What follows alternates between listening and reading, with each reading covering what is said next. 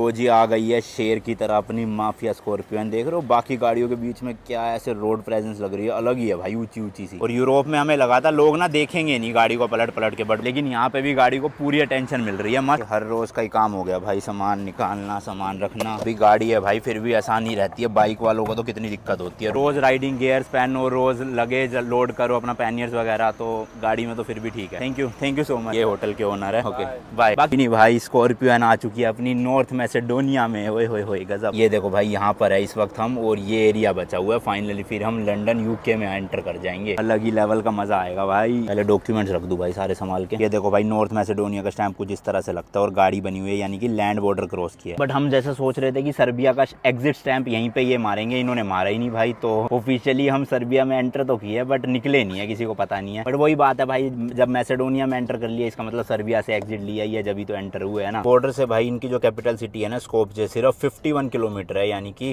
48 minute लगेंगे। ज्यादातर countries में ना कैपिटल सिटी को ऐसे सेंटर में रखा जाता है ताकि मतलब कहीं से भी ऐसे वार ना हो, तो इसलिए बॉर्डर के पास नहीं होती कोई भी कैपिटल सिटी। बट ये कंट्री ही ओवरऑल इतनी छोटी सी है, तो क्या कर सकते हैं भाई, इनके पास कोई ऑप्शन ही नहीं। यहाँ के हाईवे पे भी घुसते ही वही 130 की स्पीड लिमिट है, और सिटी तक पहुंचते पहुंचते वही 100 110, और मेन सिटी के अंदर 50-60 की रह जाती है खाली। इसके अलावा भाई कारनेट पे कोई भी स्टैंप नहीं लगा है, और ना ही लगेगा जब तक हम यूरोप बिल्कुल एग्जिट नहीं कर जाएंगे फ्रांस के बाद। उस टाइम पे ही एक स्टैंप लगेगा एग्जिट का सिर्फ। पासपोर्ट पे भी इसलिए लग रहा है जैसे कि मैंने बताया कि नॉन शेंगन कंट्री है। शेंगन होती तो कोई पूछता भी नहीं भाई, ऐसा कुछ होता ही नहीं बीच में बॉर्डर, बस चलते जाओ।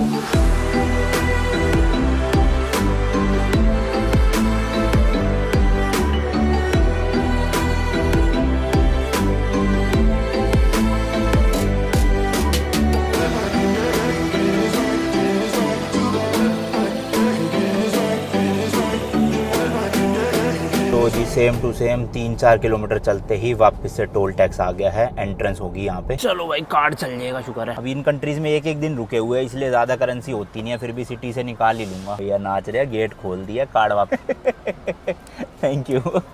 यूरोप में वैसे ज्यादातर लोग सड़े से ही रहते हैं, बट सर्बिया में भी अच्छे लोग थे। रास्ते में वीडियो मैं बनाता जा रहा था तो भाई साहब ऐसे ऐसे कर रहे थे सब। और यहाँ ये भी बड़ा चिल सीन। पर्ची में लिखा हुआ है 60 MKD। MKD का मतलब है मैकेडोनियन दिनार। नाम दिनार है इसका, बट सर्बिया वाले से रेट अलग है। वो अभी ATM में चल के फिर बताऊंगा आपको। मेरे कार्ड से फिलहाल 89 रुपीज कटे हैं, तो यानी कि लगभग 1 MKD में 1.3 रुपीज के आसपास बने। वैसे तो इन सभी कंट्रीज में ना हर जगह यूरो ले लेते हैं, तो अगर आपके पास कैश में यूरो है ना खाली, तो आप टोल टैक्स, पेट्रोल पंप, हर जगह यूरो दे के आराम से जा सकते हो। बट हमें थोड़ी ज्यादा चूल है, क्योंकि भाई मैं करेंसी सेव भी करता हूँ ऐसे, मतलब पता चलना चाहिए ना कि हाँ 40 कंट्री की ऐसे करेंसी पड़ी हुई है। पिछली मैं जितनी भी कंट्रीज गया था ना, हर कंट्री के नोट और सिक्के जरूर लेकर आया, तो इसलिए मैं इन कंट्रीज में लोकली जो है करेंसी को निकाल लेता हूँ, ताकि वो अपना एज अ सोवेनियर भी रख सकूँ हमेशा के लिए। एंड कुछ ऐसा दिखता है नॉर्थ मैसेडोनिया का फ्लैग। भाई वापस से एक और टोल टैक्स आ गया। ये तो 5-6 किलोमीटर भी नहीं चले भाई साहब, पैसा ही पैसा ले जा रहे हैं टोल टैक्स के नाम पे हमसे। यहाँ तो प्राइसेस यूरो में लिखे हुए हैं, तो यही है शायद से 1 euro. How much?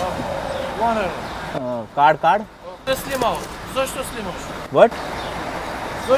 YouTube. Okay.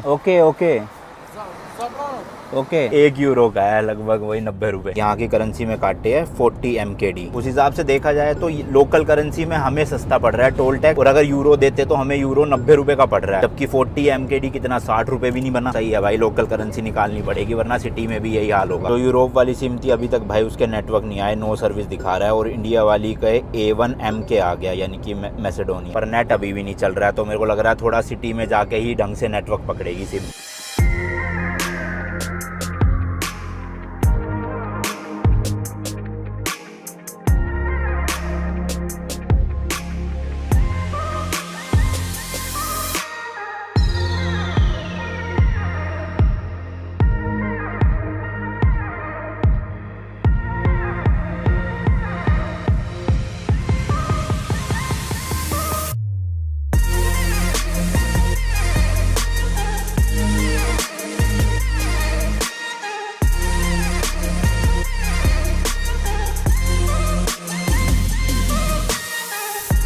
Low ji low, Skopje city में एंट्रेंस हो चुकी है और इतनी ज़्यादा डेवलप्ड लग नहीं रही, मतलब जिस हिसाब से कैपिटल सिटी है ना यहाँ की। टैक्सी वैक्सी भी देखो भाई पुरानी सी चल रही है, लोग साइकिलों में, और ई स्कूटर है यहाँ पे भाई, बिन बिन वाला। वो सामने वाली रोड पे 1.5 किलोमीटर आगे सिटी सेंटर है, होपफुली वहाँ कुछ खाने पीने का मिल जाए। अच्छा, सर्बिया के होटल से हम एग्जैक्ट 11 बजे निकले थे और अभी इस टाइम पे 2:46 हो रहे हैं, दोपहर के 3 ही बज गए समझ लो। तो 4 घंटे लगे टोटल हमें आने में, बॉर्डर वॉर्डर सब मिला के। हालांकि फ्लैग के लिए हम रुके नहीं, तो कल जाते वक्त यहाँ से फ्लैग वेव करेंगे, अभी टाइम ही नहीं मिला और भूख भी लग रही है फिर। हालांकि भाई भीड़ भड़का बहुत है यहाँ पे, ट्रैफिक भी बहुत है, ज्यादा लोग ना गाड़ियाँ मतलब रूल्स फॉलो नहीं कर रहे हैं, एम ही लेन चेंज करे जा रहे हैं, कहीं पे भी लगा के चले गए। ऐसा फील सी नहीं आ रही कि यूरोप की कोई सिटी है या यूरोप की कोई कंट्री है ये। बस देखो भाई डबल डेकर, और कितनी पुराने जमाने की लग रही है बस भी। और इस सिटी में घूमने का भी ज्यादा कुछ है नहीं भाई, 1-2 चीजें ही है, वो भी हम शाम को आराम से घूम सकते हैं जब धूप वूप खत्म हो जाएगी। बिल्कुल इस टाइम पे निकलने की तो हालत लग नहीं रही है, खाना खा के सीधा होटल में चेक इन करेंगे। वो सामने भाई यहाँ का सिटी सेंटर है, कुछ तो बना हुआ है बड़ा सा डोम, यहाँ लग रही है थोड़ी भाई बड़ी बड़ी बिल्डिंग सी है, कुछ हो भी सकता है खाने का मिल जाए यहाँ पे। सामने भी है भाई बिल्डिंग, ओए होए होए होए।